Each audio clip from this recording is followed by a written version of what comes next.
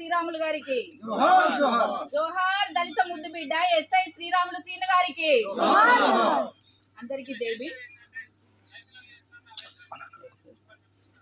ఎంతో కష్టపడి చదువుకొని ఎస్ఐ ఉద్యోగం సంపాదించి ఒక 7 పోలీస్ స్టేషన్లో కానిస్టేబుల్గా ఎస్ఐగా ఉద్యోగం చేసి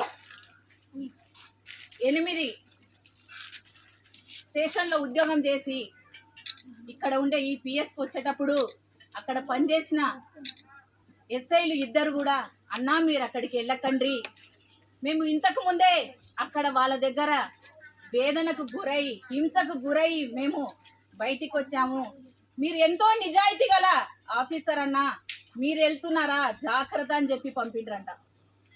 అక్కడికి వెళ్ళిన తర్వాత కూడా అక్కడ ఉండే సిఐ ఎవరంటే అంతకన్నా ముందే అవినీతికి పాల్పడ్డ సిఐ. దొంగ నోటు కేసులో సస్పెండ్ అయిన సిఐ ఆయన సస్పెండ్ అయిన సిఐ అక్కడ వచ్చి ఉన్నాడు. ఆయన అవినీతి పరుడు. ఆ అవినీతిని ఈయన చూసి తట్టుకోలేక న్యాయంగా నడుచుకున్నందుకు ఈయన చేసిన తప్పు ఏంటిదంటే ఈయన నిజాయితీగా అక్కడ ఉన్నాడు, నిజాయితీ పరుడు. మన అంబేద్కర్ వాది, అంబేద్కర్ అడుగు జాడలో నడుస్తున్న ఒక ఎస్ఐని వాళ్ళు అవినీతిగా ముందే అరెస్ట్ అయ్యి సస్పెండ్ అయ్యి వచ్చిన సిఐ హింసించడం ఏంది? అవినీతి పరుడు 2 లక్షల రూపాయలు లంచం తీసుకొని సస్పెండ్ అయిన సిఐ న్యాయంగా పనిచేసే మన ముద్దు బిడ్డని హింసించడం ఏంది? నిలబెట్టి మాట్లాడడం, కానిస్టేబుల్ ముందు నిలబెట్టి మాట్లాడడం, అవమానపరచడం, అది తట్టుకోలేక ఆయన ఎవరికి చెప్పుకోలేక కుమిలి కుమిలి కుమిలి లాస్ట్కి ఆయన ఆత్మహత్య. అది ఆత్మహత్య కాదు, వాళ్ళు చేసిన హత్య. ఇంతకు ముందు రోహిత్ వేములను చూసాము, హెచ్సిలో రోహిత్ వేములను కూడా వాళ్ళు అట్లనే అవమానపరిచి చనిపోయేటట్టు చేసిండు. రోహిత్ వేముల ఆత్మహత్య చేసుకున్నప్పుడు వాళ్ళ నాన్నని మీడియా ముందు తీసుకొచ్చి మాట్లాడిస్తారు.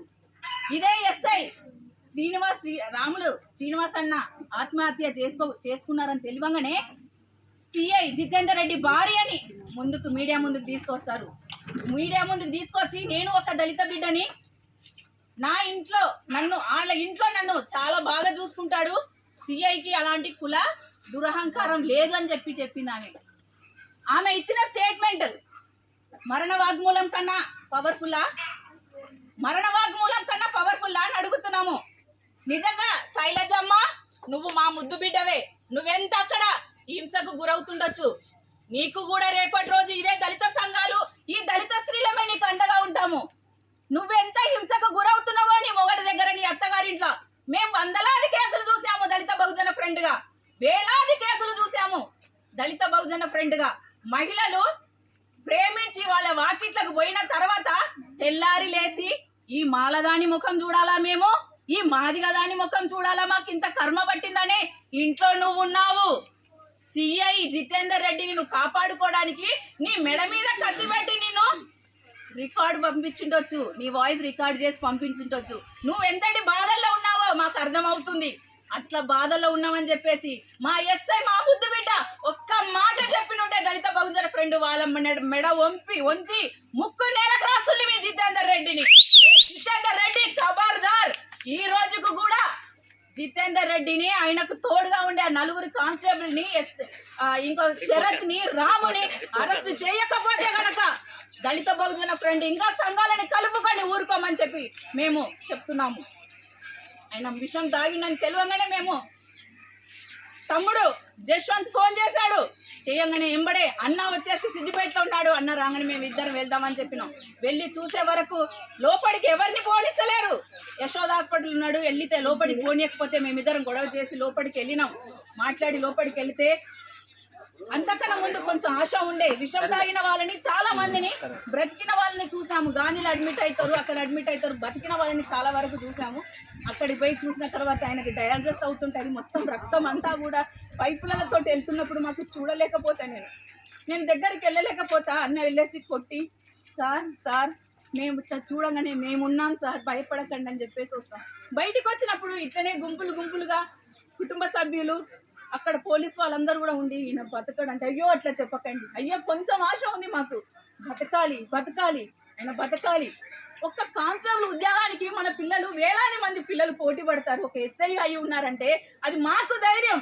మాకు ఉద్యమకారులుగా మా ఈ పోలీస్ స్టేషన్లో మమ్మల్ని అరెస్ట్ చేసి తీసుకెళ్తే మా ఎస్ఐ అక్కడ ఉన్నారు, మాకింత నీళ్ళిస్తారు, మాకింత బువ్వ పెడతారు మమ్మల్ని అరెస్ట్ చేస్తే అని చెప్పి ఏపీఎస్ పైన మా వాళ్ళు ఎవరున్నారని వెతుక్కుంటూ పోతాం. అలాంటి ఎస్ఐ అక్కడ ఉన్నారు, అంబేద్కర్ అది కాబట్టి అన్నప్పుడు మాకు చాలా బాధ అనిపించింది. ఒక ఎస్ఐ మేము కోల్పోవడం అంటే మేము అసలు చాలా ఫెయిల్. మేమున్నామని ఒక ధైర్యం ఇవ్వలేకపోయామా ఈ రాష్ట్రంలో? ఆ ఎస్ఐకి మేము ఉన్నాము, దళిత బహుజన ఫ్రంట్ ఉంది అన్నది మేము తెలియజేయకపోయామే, అయితే మేము ఫెయిల్యూర్ అని చెప్పేసి చెప్పుకున్నాను నేను. తర్వాత నేషనల్ ఎస్సీ కమిషన్ వెళ్ళి కలవడం జరిగింది. శంకరక్క వచ్చారు, శంకరక్కని తీసుకెళ్ళి నేషనల్ ఎస్సీ కమిషన్ కలిసాము, స్టేట్ ఎస్సీ ఎస్టీ కమిషన్ కలిసాము. చనిపోయిన తర్వాత 2వ రోజు 3వ రోజు రావడం జరిగింది. డీజీపీని కలిసాము, అనేక ఉద్యమాలు చేస్తున్నాము. ఇది మన ఎస్వికేలో మీటింగ్ పెట్టి వాళ్ళని అరెస్ట్ చేయాలి, సిఐ జితేందర్ రెడ్డిని ఎట్టి పరిస్థితుల్లో కూడా అరెస్ట్ చేయాలి, డ్యూటీ నుంచి తొలగించాలి, వాళ్ళ భార్యకు కృష్ణవేణికి గ్రేడ్ 1 గ్రూప్ 1 ఆఫీసర్గా మనం ఉద్యోగం ఇవ్వాలని చెప్పేసి మేము డిమాండ్ చేస్తున్నాము. ఆ డిమాండ్ నెరవేర్చే వరకు కూడా తప్పకుండా దళిత బహుజన ఫ్రంట్ ఈ కుటుంబానికి అండగా ఉంటుందని చెప్తూ జై భీమ్, జై భీమ్.